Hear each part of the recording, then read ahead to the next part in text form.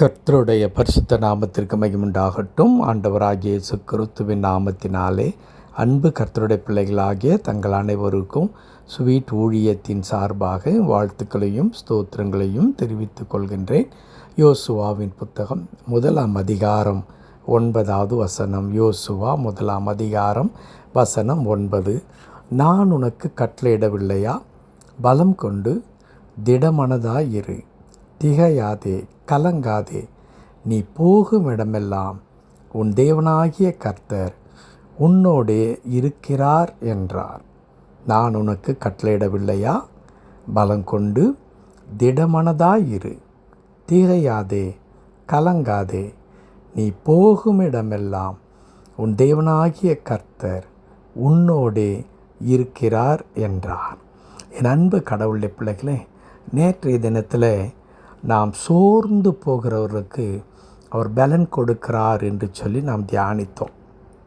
பல காரியங்கள் நம்மை சோர்வடைய செய்கிறது. பல காரியங்கள் நம்மை அப்படியே கலங்கடித்து திகைக்க வைத்து விடுகின்றது. அந்த நேரத்தில் கடவுள் என்ன செய்கின்றார்? நமக்கு ஒரு தைரியத்தையும் பலனையும் கொடுத்து அந்த வாழ்க்கையை சந்திக்கும்படியாக ஆண்டவர் நமக்கு கிருபை பாராட்டுகின்றார். இன்றைக்கு யோசுவாவின் புத்தகத்தில் வாசிக்க கேட்ட இந்த வசனத்தில் என்ன சொல்லப்பட்டிருக்கிறது என்றால், நீ பலம் கொண்டு திடமனதாயிரு என்று எழுதப்பட்டிருக்கிறது.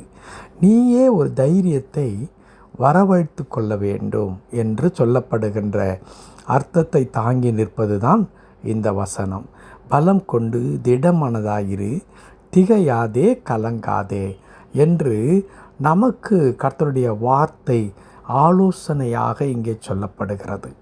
என் அன்பு கடவுளுடைய பிள்ளைகளே, இப்படிப்பட்டதான ஒரு பயங்கரமான சூழ்நிலைக்குள்ளாக நாம் கடந்து சென்று கொண்டிருக்கும் பொழுது, அது ஒரு வியாதியின் பாதையாக இருக்கலாம், திடீரென்று ஏற்பட்ட ஒரு இழப்பின் பாதையாக அது இருக்கலாம், அல்லது மிகுந்த நெருக்கடி பாடுகளுக்குள்ளாக போய்கொண்டிருக்கிற பாதையாக இருக்கலாம். அப்படிப்பட்ட பாதையில் நம்முடைய வாழ்க்கை என்ன செய்ய ஆரம்பிக்கிறது? மிகவும் சோர்ந்து போய் மிகவும் கவலைப்படுகின்ற ஒரு நிலைமைக்கு நாம் வரும்பொழுது கடவுள் நம்மை பலப்படுத்துகிறவராக இருக்கிறார். ஆனால் அதே நேரத்தில் நாமே என்ன செய்ய வேண்டுமாம்? நம்மை நாம் பலப்படுத்தி கொள்ள வேண்டும். உள்ளத்தில் தைரியத்தை வரவழைத்து கொள்ள வேண்டும், தன்னம்பிக்கையை வரவழைத்து கொள்ள வேண்டும்.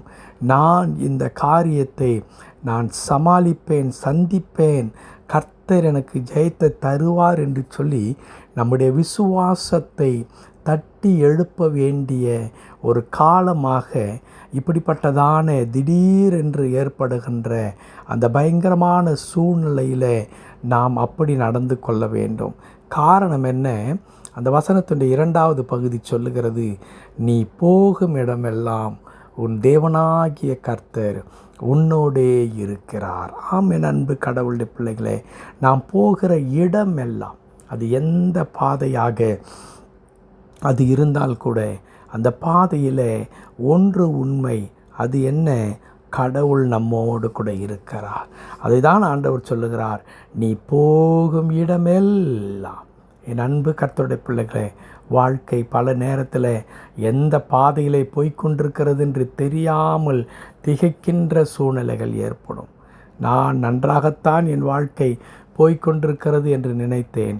திடீரென்று என் வீட்டிலே ஒரு புயல், திடீரென்று ஒரு கொந்தளிப்பு, திடீரென்று ஒரு சூறாவளி எங்கள் வாழ்க்கையே புரட்டி போட்டு விட்டது. இப்பொழுது ஒரு திசை தெரியாத கப்பல் கடலின் மேல் அலைவதைப் போல நாங்கள் அலைந்து கொண்டிருக்கிறோம். காற்று அடிக்கும் திசைக்கெல்லாம் அது காகிதமோ அல்லது வேறு எந்த பொருட்களோ பறக்குமே, அதே வண்ணமான ஒரு நிலைமைக்கு நாங்கள் தள்ளப்பட்டு விட்டோமோ என்கிற பயம் எங்களுக்கு உண்டாகிறது என்று நீங்கள் நினைக்கும் பொழுது, என் அன்பு கடவுளுடைய பிள்ளைகளே, உங்களுடைய உள்ளத்திலே இருந்து விசுவாசத்தோடு கூட ஒரு அறிக்கை செய்ய வேண்டும். அது என்ன? என் தேவனாகிய கடவுள், நான் ஆராதிக்கிற ஆண்டவர், நான் நம்பி இருக்கிற ஆண்டவர், அணு தினமும் என்னை தாங்கி வழி நடத்தி கொண்டிருக்கிற ஆண்டவர் சொல்லுகிறார், நீ போகிற இடத்திலெல்லாம் நான் உன் கூட இருக்கிறேன். அப்படியானால் நான் ஏன் பயப்பட வேண்டும்? நான் ஏன் கலங்க வேண்டும்? நான் ஏன் திகைக்க வேண்டும்? பலம் கொண்டு நான் திடமனதாயிருப்பேன்.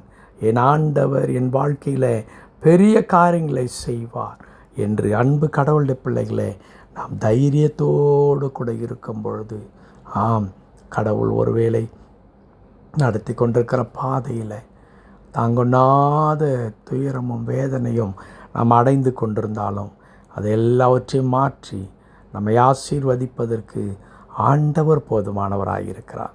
கண்கள் மூடி ஜெபிக்கலாமா? கிருபை நிறைந்த நல்ல ஆண்டவரே, உமக்கு நன்றி செலுத்துகிறோம். ஆமாப்பா, திகைத்து கலங்கி நின்ற நேரத்தில் யோசுவாவை பார்த்து, நான் உனக்கு சொல்லவில்லையா, நீ பலம் கொண்டு திடமனதாயிரு என்று ஆண்டவரே யோசுவாவை ஒரு தைரியத்தை வரவழைத்து கொள்ளுகிற அந்த ஆலோசனையை சொன்னதற்காக நன்றி செலுத்துகிறோம். ஆம், எங்கள் வாழ்க்கையில் கூட நாங்கள் சந்தித்திருக்கின்றது பயங்கரமான சூழ்நிலைகள், எங்கள் வாழ்க்கையில் நடக்கிறதானே இப்படிப்பட்டதானே ஆண்டவரே நிலைமைகள் எங்களை சின்னாபின்னமாக்கும் பொழுது நாங்களே தைரியத்தை நாங்கள் வரவழைத்து கொள்ள வேண்டும். ஏன் தைரியத்தை வரவழைத்து கொள்ள வேண்டும்? என் தேவனாகிய கர்த்தராகிய நீர் நாங்கள் போகிற இடமெல்லாம் எங்களோடு கூட வருகிறீர். எங்களை விட்டு விலகாமல், எங்களை கைவிடாமல், எங்களை உதவி செய்கிற ஆண்டவராய் இருக்கிறீர். அதற்காய் தோத்திரம்.